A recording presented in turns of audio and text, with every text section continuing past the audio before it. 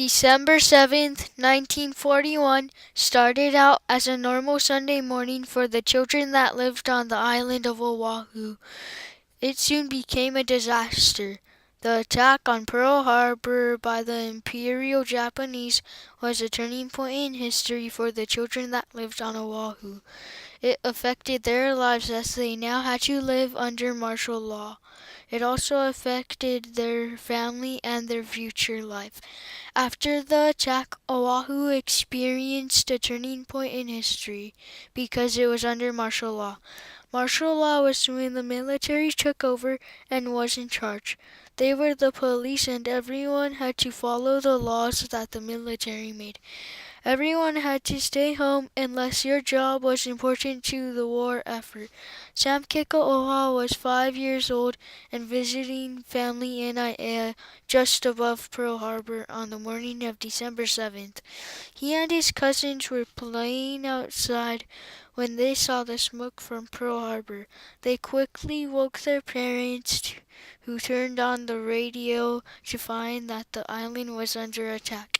Because his father worked at the state hospital, he had to go to work. As they drove him there, they were stopped by military convoys and all had to hide under the army truck for fear of another bombing. Because of all the military on the road and having to stop and hide along the way, it took their family all day to return home to La'i. My father said, okay, let us go. And so it was like about 8 o'clock in the morning. So he says, come on, get dressed on the car. And so everybody got on the car. And we started driving off. And there was a whole truck of army guys in the truck. And they looked at us and we heard a plane. He says, park the car. So my father parked the car. And they stopped the truck. And all the army guys ran underneath the truck. And we ran between the car and the hill. And so the plane came and then... Some children also had to carry around a gas mask everywhere they went. Everyone had to paint their windows black or keep all lights off at night. The military had wardens that would walk around the neighborhood to make sure everything was dark. There was a fear that enemy planes would use the lights from the houses and cars as guides to find the island and bomb it again. Joaquin Chain was a 9th grader living in Kaneohe on December 7th. He watched the Japanese planes attack the naval station near his home. His school was closed after the attack and the military hired many boys to help fortify the beaches around the island. School was out. This school was out for some months. And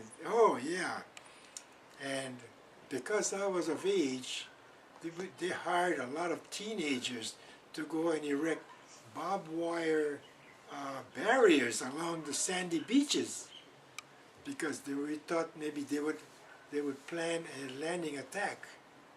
So we with the army, we helped the army rig barbed wire barriers all along the beaches to prevent any kind of landing, and they paid us, I think, just about 25 cents an hour. We were kids, and so we worked for some months doing that. We were successful in laying barbed wire barriers all along the sandy beaches, the shorelines. And the school was out for a long time. This event was a turning point in history for the families that lived on Oahu. Many of the effects on the children also affected their whole family. The children that lived on the Honolulu side of the island were let out of school for several months. Dorinda Nicholson, a small child that lived on Pearl Harbor Peninsula, said that all the schools were closed in Honolulu. Her school was actually turned into a hospital to help care for those that were wounded in the attack. Being under military law, the military made us have blackouts, so no lights, in case the Japanese, would come back. We carried gas masks.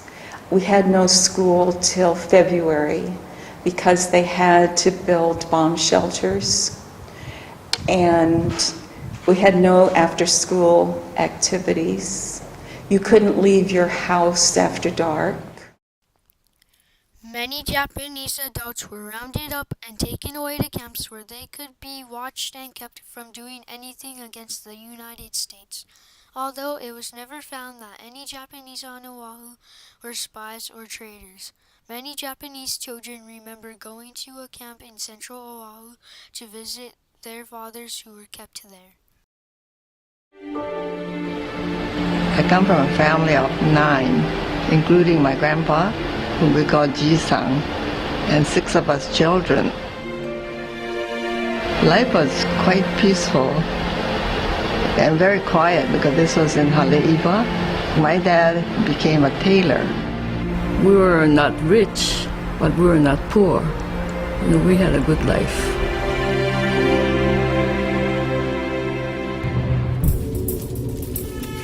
World War II, that was the most traumatic event in my life. I remember seeing the newspaper which said war. I said W-A-R. It was in huge letters. I didn't know what that word was. I remember one day, I guess it did happen in April, that there were some men who came to question him. My dad is Nisei, never been to Japan, so he wouldn't have anything Japanese in our house.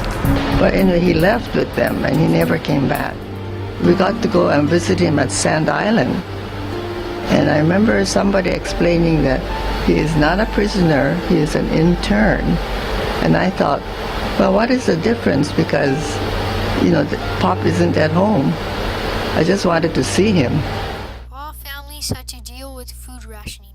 People used food rationing cards and were limited on what they could buy, so they had to be careful about how much food they ate. The children on the Honolulu side of the island were more affected by the events on December 7th, 1941 than those on the countryside. Sam Keiko-Oha said that he continued to have school and play with his Japanese neighbors who were never taken away. For the most part, life went on as normal in La'i. Even though this event took place on one Sunday morning, it also affected the future lives of many children differently. Children that grew up right in the middle of all the activity.